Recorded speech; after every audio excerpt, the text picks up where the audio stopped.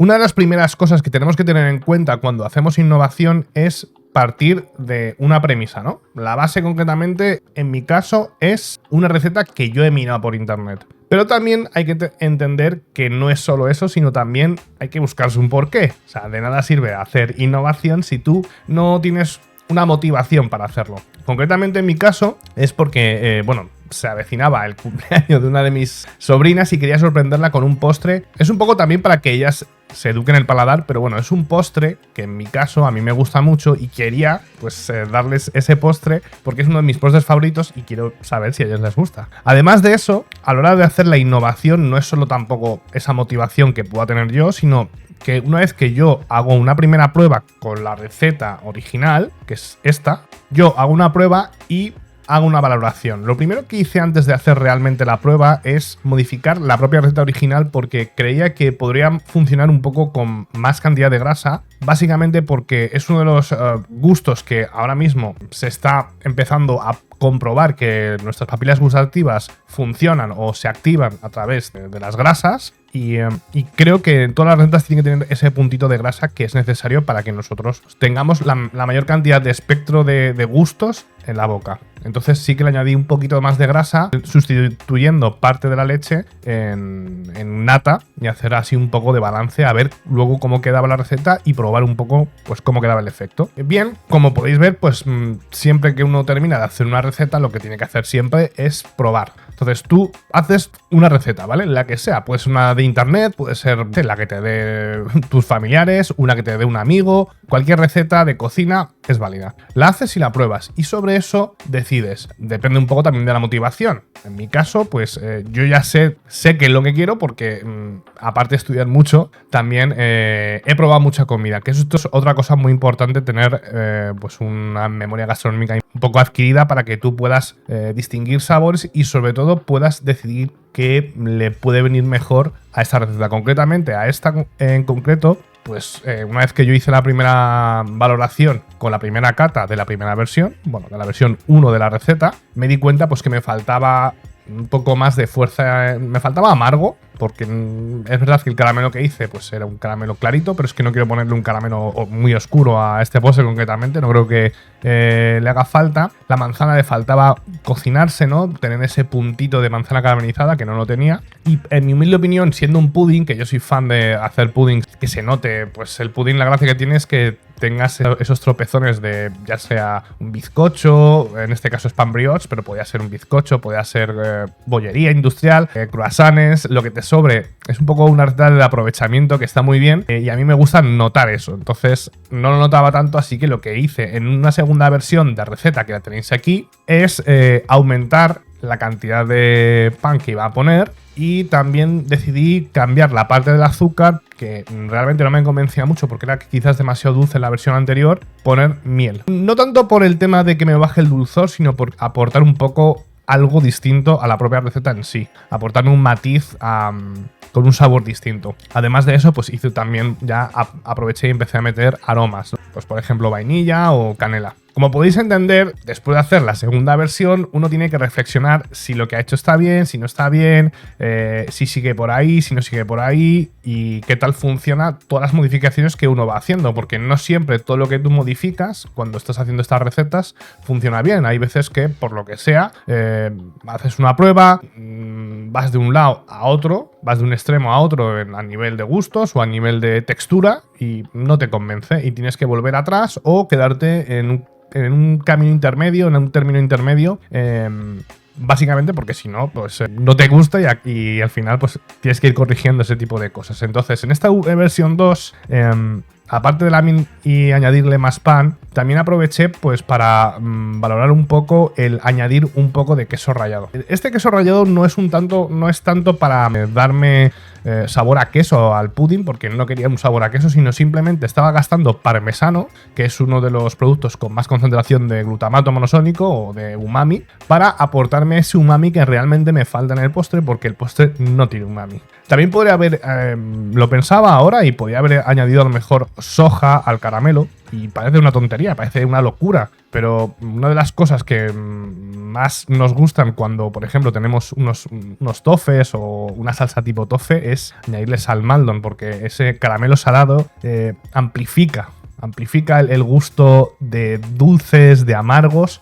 en conjunto. O sea, tener la salinidad dentro de una receta es importante. Ya no hace falta que os lo diga, pero en el mundo se reconocen 5 gustos, aunque hay uno extra que todavía no todo el mundo, no todos los científicos están diciendo que existe, porque hay diferentes estudios que ya se comprueba que, como os he dicho, que el sabor adiposo existe, pero no está como aprobado a nivel internacional. Entonces tenemos los dulces, los salados, los amargos, el umami y los ácidos. Pero bueno, de todas maneras os dejaré aquí, en alguna parte os habré dejado una imagen de cómo se vería realmente lo que estoy explicando a nivel de la lengua. El sabor adiposo, como os digo, no todo el mundo lo reconoce, tampoco está como muy definido, entonces lo vamos a dejar en un paréntesis, pero realmente si tú pruebas cosas que pasas de no tener grasa a lo mejor o tener muy poca cantidad de grasa a aportarle un punto extra de grasa, vas a notar la diferencia y te va a gustar más. De hecho, es una frase mía muy típica cuando, pues yo qué sé, estoy trabajando en pastelería o en la partida de pastelería de algún restaurante y siempre digo que, a ver,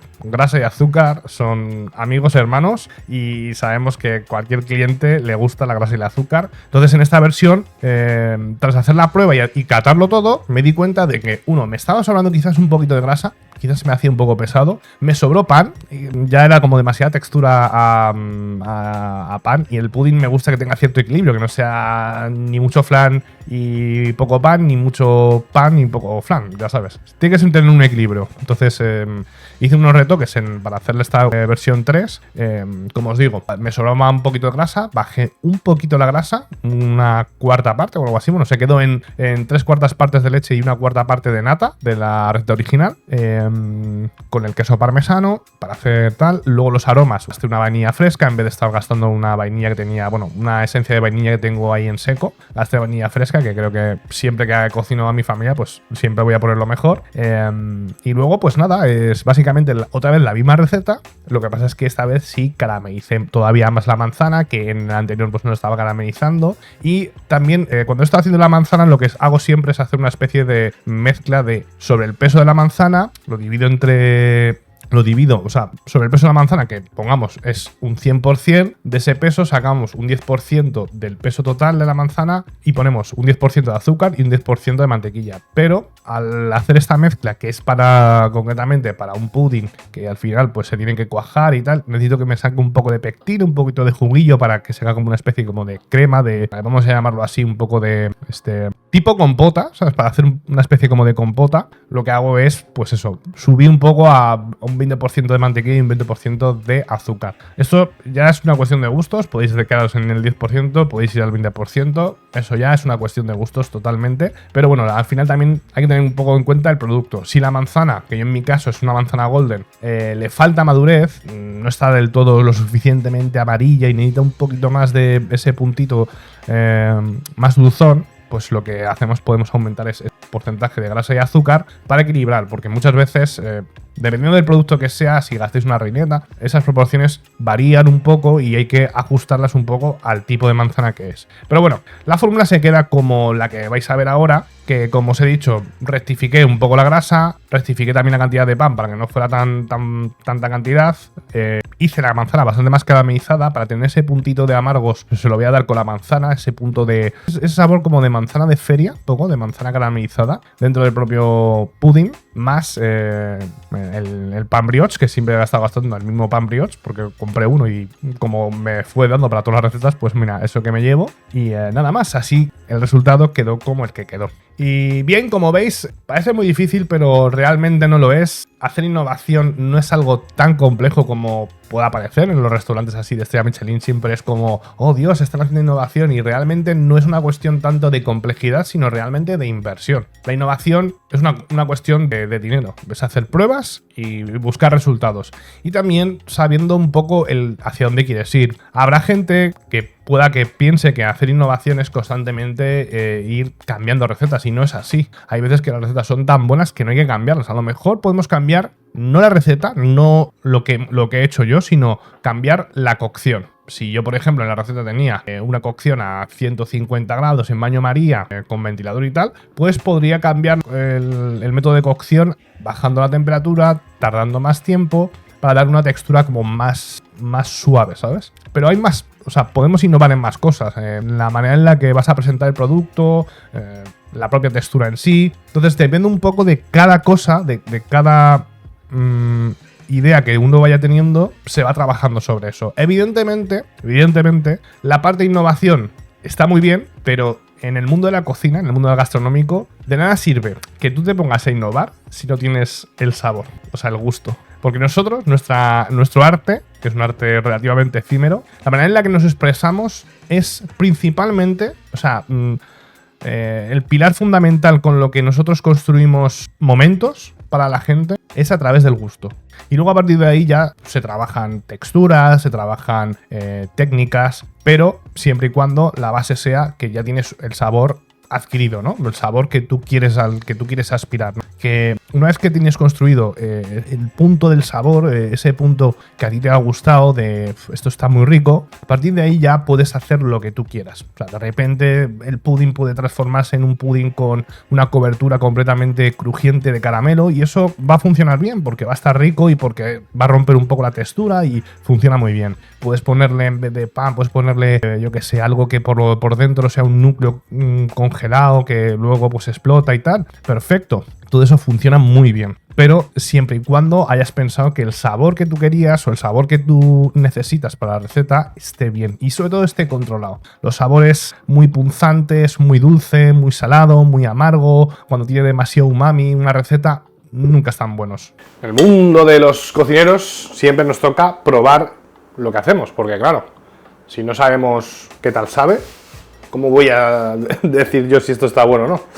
Así que toca darle una probadita a vuestra salud. Yo me quedaré aquí comiendo más de esto y mañana lo probarán mis sobrinas y espero que les guste y nos vemos, como ya sabéis, en el próximo vídeo. Sed buena gente y yo seguiré comiendo.